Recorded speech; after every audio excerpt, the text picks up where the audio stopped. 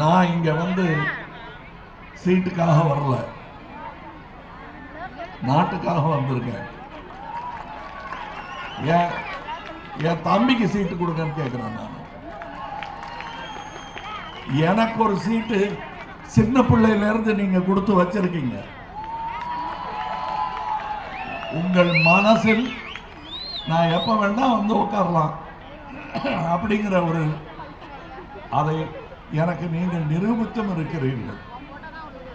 எனக்கு ஒரு சிக்கல்னு வரும்போது வீட்டு பத்திரத்தை வீட்டு சாவியுடன் கொடுத்து அனுப்பியவர்கள் எத்தனையோ பேர் தமிழகத்தில் இருக்கிறார்கள்.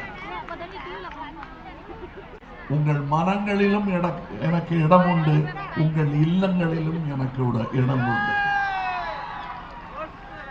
ஆனால் தான் நான் தொலைக்காட்சி மூலமாவது உங்களை தொடர்ந்து சந்தித்துக் கொண்டிருந்தேன். நான் ஒவ்வொரு முறை தொலைக்காட்சியில் தோன்றும் போது இந்த மாதிரி ஒரு 1000 கூட்டத்தில் நின்று பேசிய சந்தோஷம் எனக்கு கிடைக்கும். அனைவரும் பார்க்கிறீர்கள் என்பதற்காக என் காதல் இந்த தமிழக மக்களுக்கும் இந்தியாவிற்கும் எனக்குள்ள காதல் சாதாரணமானதல்ல. இது சாதாரண காதல் அல்ல, அதையும் தாண்டி புனிதமானது. அது என்னுடைய நலன், அதையும் தாண்டியது.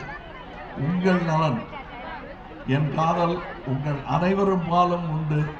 அதனால் தான் நான் அரசியலுக்கே வந்தேன்.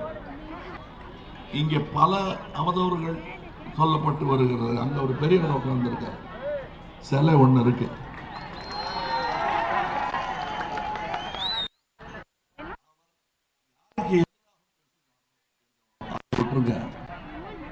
உங்கள் அனைவருக்கும் இன்று சமமாக தோளோட தோளை உரசி நிற்கிறீர்களே, அந்த ஆளுக்கு நன்றி சொல்லணும். நீங்க வணங்கலைனாலும் பரவாயில்ல, மறந்துடாதீங்க அப்படிப்பட்ட ஆட்களை. செய்திகளை உடனுக்குடன் தெரிந்து கொள்ள உடனே சப்ஸ்கிரைப் பண்ணுங்க.